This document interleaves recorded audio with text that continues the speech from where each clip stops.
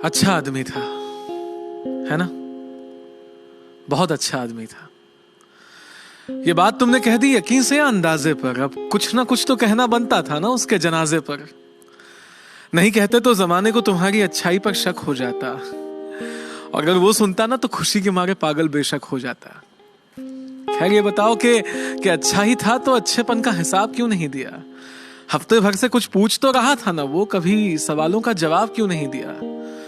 वो जब पूछता कि मेरी जिंदगी में गमों के सिवा कुछ बाकी रहेगा या नहीं, और तुम हंसकर कह देते कि यार तू इसके सिवा कुछ और कहेगा या नहीं। काश के हंसी ठहाके के इस सिलसिले को तोड़कर देखा होता। काश के जितने बार उसे अलविदा कहा उसी रास्ते पर रुक कर पीछे मुड़कर देखा होता, तो जानते कि तुमसे मिलने के बाद वो कभी घर नहीं गया था। उसके चेहरे से नाराजगी का असर नहीं गया था। वहीं पेड़ के सहारे सड़क के किनारे बैठ जाया करता था, आते जाते मुसाफिरों से रूठ जाया करता था। तुम जानते थे ना कि वो हम सब से कुछ दिनों से बड़ा अलग अलग सा, दूर सा रहता था। पर क्या ये जानते हो कि अकेले पलंग पे लेटा अपने घर में पंखों दीवारों को घूरता रहता था? कहा तो था उसने कि मिलो, मुलाकातें करनी है, जो किसी और से नहीं कहीं वो तुमसे बातें करनी है। और तुम ऐसे में जिंदगी कैसे जीनी चाहिए ऐसी बातें फर्जी भेजकर, दो चार चुटकुलों के साथ हंसी वाला इमोजी भेजकर तुम्हें लगता था कि वो संभल जाएगा। संभला नहीं तो क्या हुआ, अच्छा आदमी है, समझ जाएगा। पर वो तुम्हारी चीजों को पढ़कर सोचता था कि एक मेरे पास ही हंसने की हसरत क्यों नहीं है, एक जिंदगी में मेरे सिवा ही किसी को मेरी जरूरत क्यों नहीं है? जरूरत है। काश के उसे एहसास दिला दिया होता, काश के उसे एहसास दिला दिया होता, बिना वजह गले लगाकर पास बिठा लिया होता।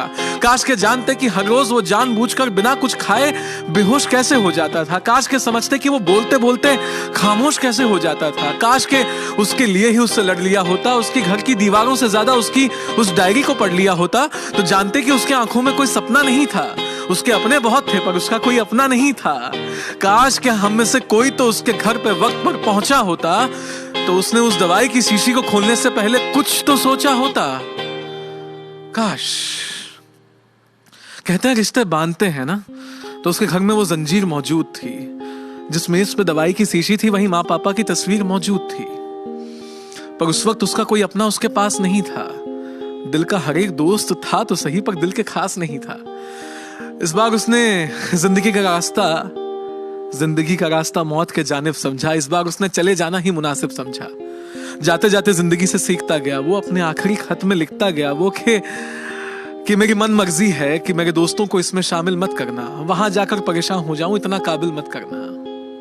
और तुम्हें जब जिंदगी बेसब्र मिली, तुम्हें उसके जाने की खबर मिली, तब एहसास हुआ कि वो सच कहता था, कितना सच्चा था। और आज सफेद लिबास पहनकर दुनिया को यह बताने आए हो कि वो कितना अच्छा था। अपने आप को दोस्ती का खुदा, रहनुमा, फरिश्ता सबसे जुदा कहने आए हो। जब तक वो था तब तक तो मिले नहीं, आज आखिरी अलविदा कहने आए हो। खैर, जब वक्त की परतों से लम्हों की धूल हटाओगे, जब उसके कब्र पे फूल चढ़ाने जाओगे, तो थोड़ी सी बेअदब सी, अजब सी लेकिन नाराज आएगी। उसकी आखिरी मिट्टी से वो एक आखिरी आवाज आएगी। आवाज कहेगी कि ऐसे कई मंजर के गवाह हम सभी खुद हैं। मुझ जैसे कई अच्छे लोग आज भी तुम्हारी महफिल में मौजूद हैं। तो अगली बार मेरे जैसा कोई दिख जाए तो उससे बातें करना, मुलाकातें करना, उसका दिल रख लेना, उसके घर जाकर उसे तोहफे देना और उस दवाई की शीशी को खिड़की के बाहर फेंक देना। तब शायद वो जिंदगी जीने का हौसला कर सके, तब शायद वो खुश रहने का फैसला कर सके, तब शायद तुमसे नेकी का काम हो जाए, उसकी दोस्तों की पहली लिस्ट में तुम्हारा नाम हो जाए।